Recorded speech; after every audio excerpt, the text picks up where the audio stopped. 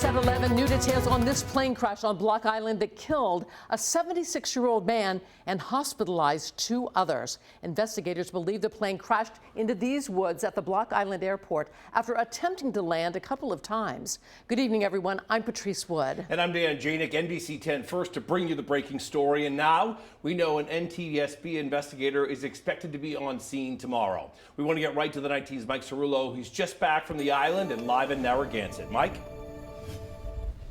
Well, Dan and Patrice, police say that the man who died was a 76-year-old passenger on this plane. We also know the others on board were flown to Rhode Island Hospital with serious injuries. All this as the investigation into this deadly crash is already underway.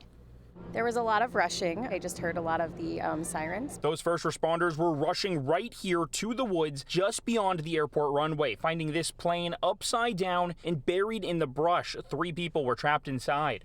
It's really upsetting, and it's always scary to hear about a plane crashing. First responders had to cut through thick brush over here to get to the plane and the people inside. They say it took about 45 minutes to get to the victims. When they finally got through, police say everyone was still alive, but one of the passengers, a 76-year-old man, died on the way to the hospital. First responders flew the pilot and a second passenger to Rhode Island Hospital with serious injuries. It's really unfortunate. There hasn't been a plane crash in a while on Block Island. Now the spotlight shifts to the investigation. Authorities say the private single-engine Piper Cherokee Archer took off from the Albany International Airport in New York. But right after noontime, just before landing at the Block Island Airport, they had made a couple passes around, and this was on their final approach to the landing.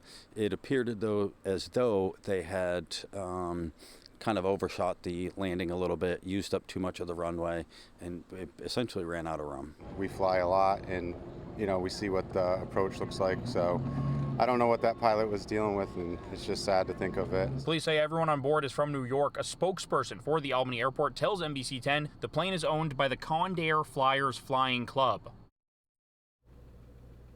Now, that club is a non-profit with about 75 members, and according to the club's website, they own 5 single-engine planes and allow their members to fly those planes. Now, that club has not said exactly who was on the plane that crashed today, but we are working to learn more, and as soon as we have those details, we'll let you know right here on NBC 10 News. But for now, live in Narragansett, Mike Cerullo, NBC 10 News, Night Team.